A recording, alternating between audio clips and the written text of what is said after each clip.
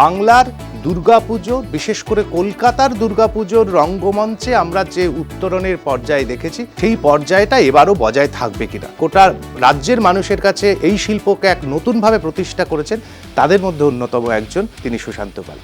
কি মনে হচ্ছে যে দুর্গাপুজো কি আগে যেভাবে চলতো এবারও কি সেভাবেই হবে? 15, 20, 30 বছর ধরে বাংলায় যদি ইন্ডাস্ট্রি বলে কিছু হয়ে থাকে, সেটা এই দুর্গাপুজোর ইন্ডাস্ট্রি। 2011 সালের পর থেকে তৎকালীন রাজ্য সরকার বা শাসক দল তারা এমন কোনো ইভেন্টকে বাদ দেয়নি রাজনীতিকরণ করার থেকে, যাতে তাদের পপুলারিটি আরো বাড়ে। ক্লাব পুরস্কারের তাগিদে করছে, আর সেই ক্লাবকে ব্যবহার করছে কোনো রাজনৈতিক নেতা তার জনসংযোগের প্ল্যাটফর্ম হিসেবে। রাজনৈতিকভাবে তোমাকে ব্যবহার করা আমরা দেখিনি। তাহলে এই যে যারা গেছেন, যেই লোভে পড়ে তারাও সবসময় শাসকের কাছাকাছি থাকতে চেয়েছে।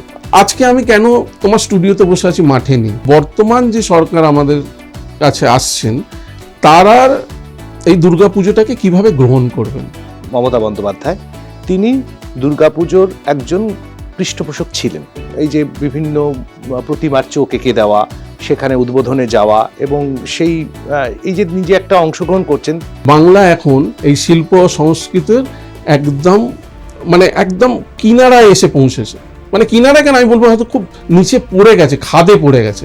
এই কথাগুলো যতটা সহজে, যতটা সাহস নিয়ে পাবলিকলি বলা যাচ্ছে, সত্যিই কি এই রাজ্যে সেই পরিস্থিতি ছিল?